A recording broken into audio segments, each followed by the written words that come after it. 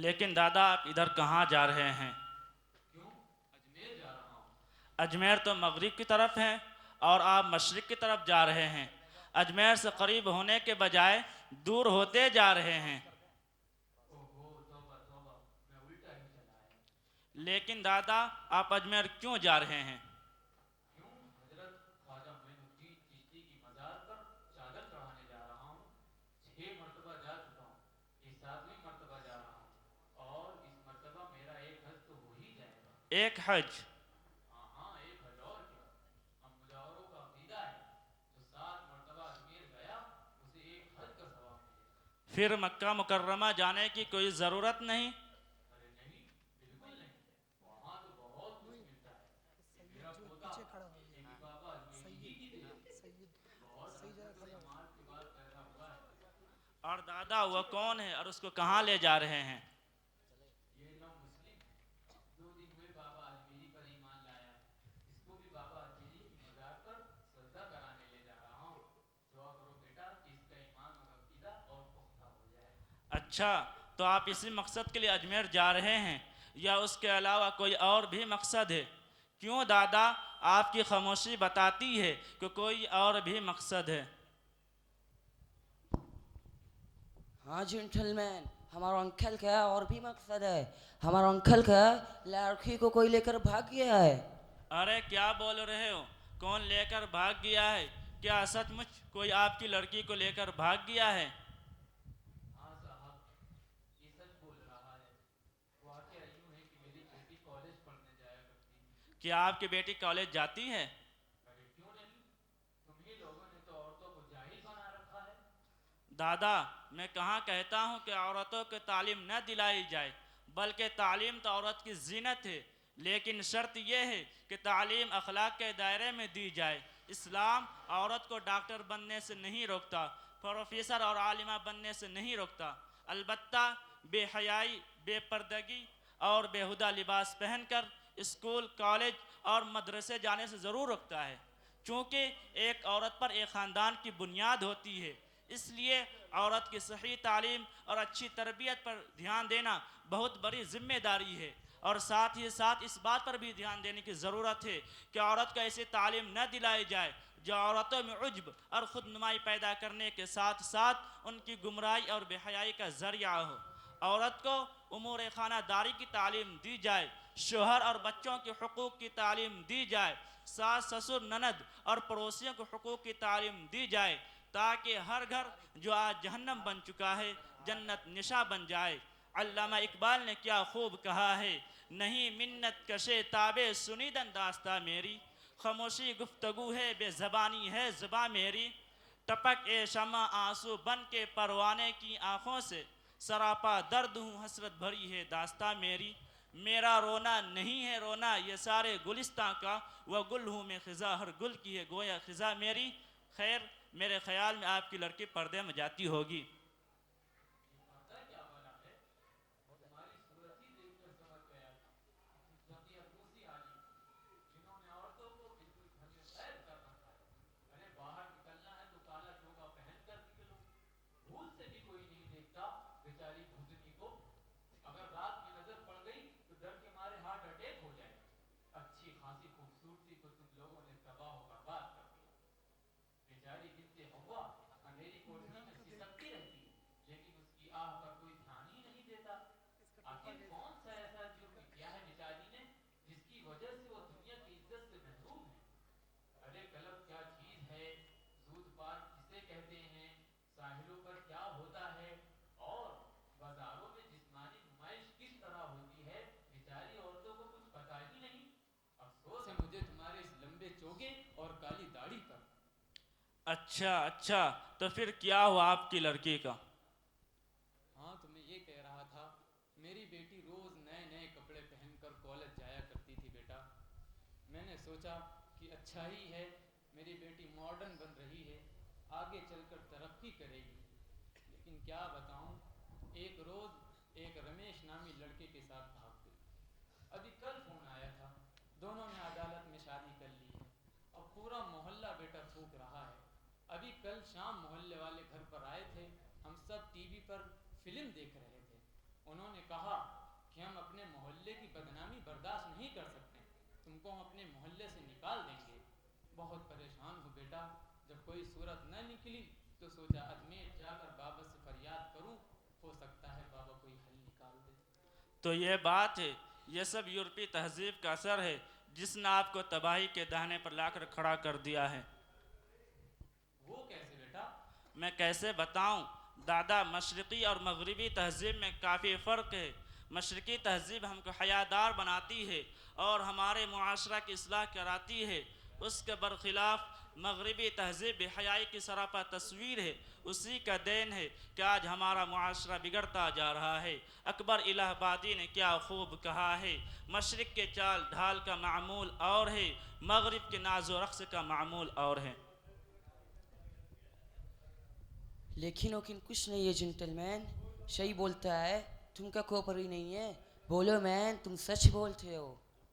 میں تم سے بالکل بات نہیں کر سکتا، تم بالکل جاہل ہو۔ ارے یورپی تہذیب کیا ہے، ماڈرن کس کو کہتے ہیں، تم کو کچھ خبر ہی نہیں۔ میں نے کہا نا، آج مسلمانوں کی زوال کی سب سے بڑی وجہ یہی ہے کہ وہ اسی 1400 سال پرانی بات کرتے ہیں۔ میں نے کہا کہ یہ ساری باتیں فرسودہ ہو چکی ہے۔ ارے ہم لاکھ مبارکباد پیش کرتے ہیں تسلیمہ نسرین کو، جس نے پر آشوب دور میں جان کی بازی لگا کر شدت پسندی کی آواز اٹھائی۔ ارے یورپی تہذیب کو اپناؤ، ترقی ملے گی ترقی، ورنہ یوں ہی لمبا چوگا پہن کر گھومتے رہو گے۔ احسان مانو یورپی تہذیب کا، جس نے عورتوں کو ثریا کے مقام تک پہنچایا۔ تو دادا، آپ نے اپنی بیٹی کے بارے میں کیا سوچا؟ کیا بتاؤں بیٹا، کچھ سمجھ میں نہیں آ رہا، شرم سے محلہ لوٹنے کو جی نہیں چاہتا۔ اس میں افسوس کی کیا بات ہے، جانے دیجیے، آپ کے بھلے ہی بھاگ گئی ہے، اچھا ہے، آپ کی بیٹی ماڈرن تہذیب سیکھے گی، ہوٹلوں میں کیا ہوتا ہے معلوم ہو جائے گا، کلب سے واقفیت ہو جائے گی، جانے دیجیے، اچھا ہی ہے۔ ارے یہ تم کیا بول رہے ہو، میں شرم سے پانی پانی ہوا جا رہا ہوں اور تمہیں مذاق سوجی ہے۔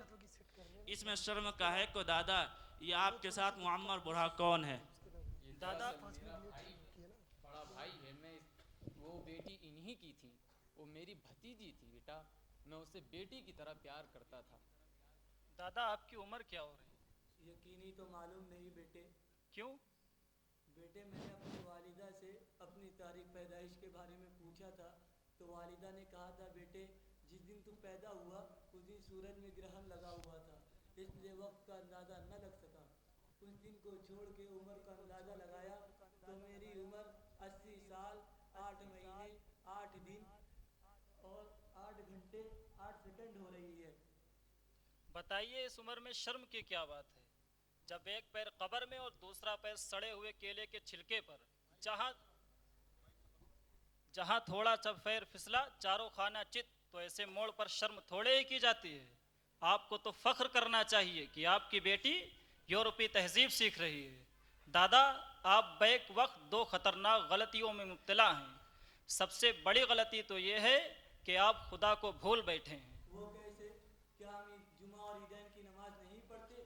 موقع ملتا ہے تو جنازے کی بھی نماز پڑھ لیتے ہیں، اور رمضان میں 2-4 روزہ رکھنے کی سعادت ہو ہی جاتی ہے۔ البتہ سحری پابندی سے کھاتا ہوں۔ اب کیا میرے سچے اور پکے مسلمان ہونے میں کیا کوئی شبہ ہے؟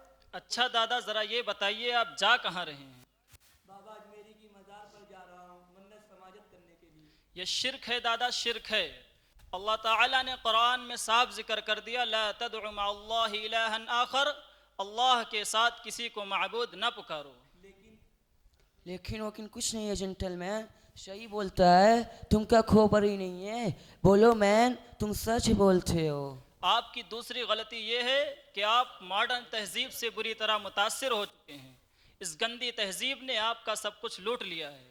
پھر ابھی آپ نے کیا کہا کہ آپ کے گھر میں ٹی وی بھی ہے؟ ہاں کیوں نہیں، وہ بھی ڈش اینٹینا لگایا ہوں، بچیوں نے ضد کی ہم نے لگوا ڈالی۔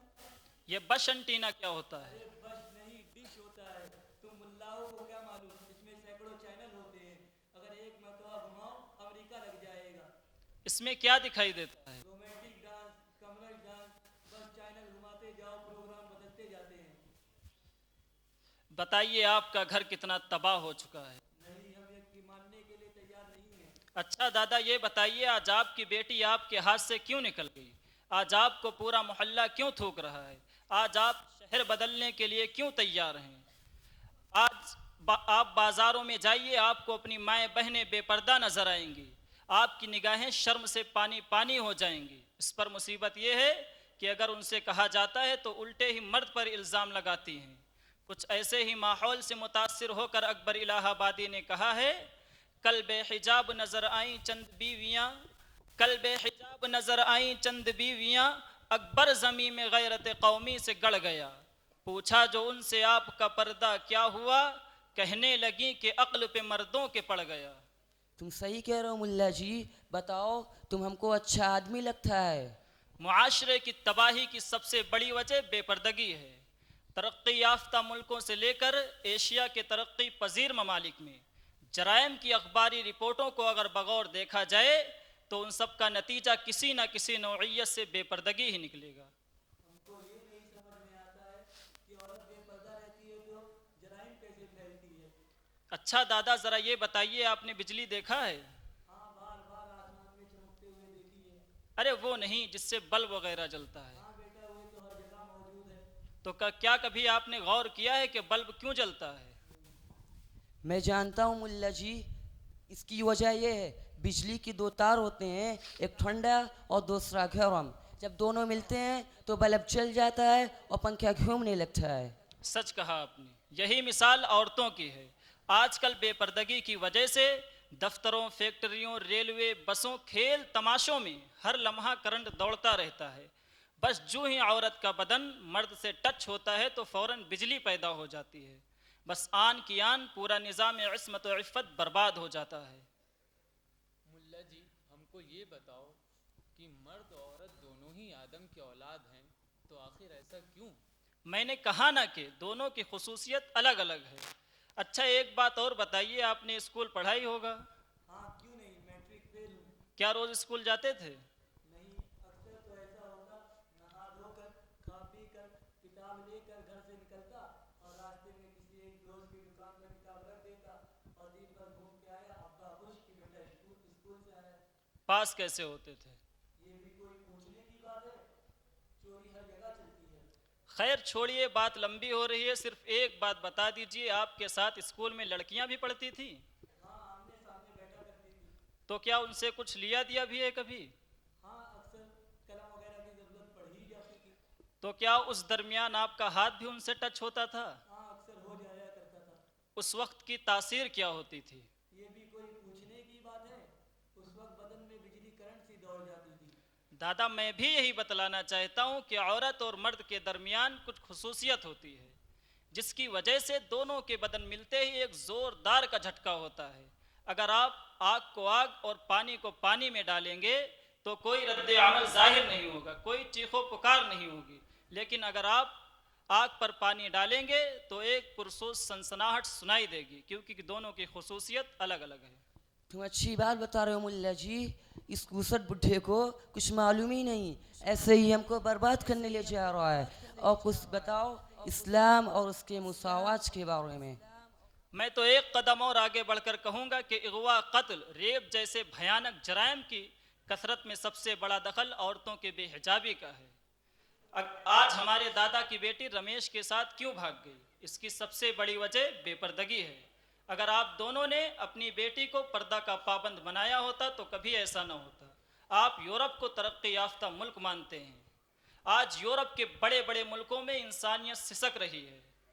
آج یورپ نے اسلام کے نظام کو سمجھ کر اپنے آپ کو تو بچا لیا، لیکن ہم اس میں غرقاب ہیں، افسوس صد افسوس۔ بالکل صحیح مرشد، بالکل صحیح۔ آج بے پردگی کی وجہ سے پورا معاشرہ تباہ ہو چکا ہے۔ لڑکیاں بے حجاب ہو کر سائیکل چلا کر اسکول جاتی ہیں۔ اسی پر بس نہیں بلکہ ان کے چست اور نیم اوریا لباس نے قیامت برپا کر رکھا ہے، اور دوپٹہ ان کا کب کا رخصت ہو چکا ہے، اگر ہے بھی تو صرف گردن کی موتی۔ لباس جسم کا تھرمامیٹر بن کر رہ گیا ہے اور وہ بتاتا ہے کہ جسم کا درجہ حرارت کیا ہے، اور نیم اوریا لڑکیاں آوارہ مزاج نوجوانوں کو ورغلاتی ہیں کہ آ بیل مجھے مار۔ ये सब बातें अपनी तरफ से बोल रहे हो या कुरान और हदीस में भी मौजूद है? अरे मैं क्या हक रखता हूँ कि कोई बात अपनी तरफ से बोलूँ? कुरान खुद कहता है वक़र्न फ़ी बुयूतिकुन्न वला तबर्रजन तबर्रुजल जाहिलिया, कि औरतें अपने घरों में ठहरे रहें, ज़माने जाहिलियत की तरह बेपर्दा बाहर ना निकलें। ना निकले का क्या मतलब है मुर्शिद? इसलिए कि औरत चिराग खाना है, शमे महफिल नहीं। औरत एक गुलाब का फूल है, बहुत ही नाजुक फूल है, जिसे सिर्फ एक ही आदमी तोड़ सकता है। अगर इसे चौराहे पर रख दिया जाएगा तो हर मन चला राहगीर उसे मसलने की कोशिश करेगा। घर में क्यों आएगी? बाजार घूमने में तो मजा आता है। इस्लाम ने औरत को पर्दा का पाबंद बनाकर बहुत बड़ा एहसान किया है और शौहर को उसकी इज्जत और इफ़्फ़त, रिफ़ात और इस्मत का मुहाफिज बनाया है। तब तो पर्दा औरत के लिए बहुत अच्छी चीज़ है। जी मैं तैयार हूँ मुर्शिद, मैं तुम्हारा साथ दूंगा। मैं नहीं जाऊंगा इन बुड्ढों के साथ। बेटे मैं तो लुट गया, पिट गया, बर्बाद हो गया। औरत ने बिदात में हमको बर्बाद किया। अब मैं नहीं जाऊंगा अजमेर। ये तो अल्लाह का देने के लिए पैदा हुआ और मैं इसको भटक कर मज़ार पे सजदा कराने लेके जा रहा था। बेटा तुम भी मुझे माफ़ कर दो कि तुम यूरोपी तहजीब से आजिज़ होकर इस्लामी तहजीब की तरफ आए और मेरी गुमराही देखो कि मैं भटक कर तुमको मज़ार पे सजदा कराने लेके जा रहा था।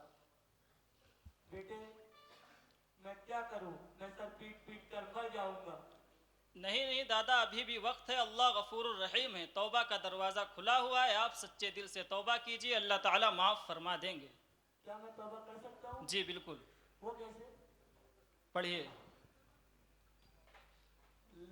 ला- ला- ला- पढ़िए कलमे तौहीद, ला इलाहा ला इलाहा इल्लल्लाह मुहम्मदुर रसूलुल्लाह। रसूलुल्लाह। और कहिए मैं अहद करता हूँ कि अपनी पेशानी सिर्फ अल्लाह के सामने झुकाऊंगा, गैरुल्लाह से मुराद ना मांगूंगा। मैं अपनी पेशानी सिर्फ अल्लाह के सामने झुकाऊंगा और गैरुल्लाह से मुराद नहीं मांगूंगा। अस्सलामु अलैकुम।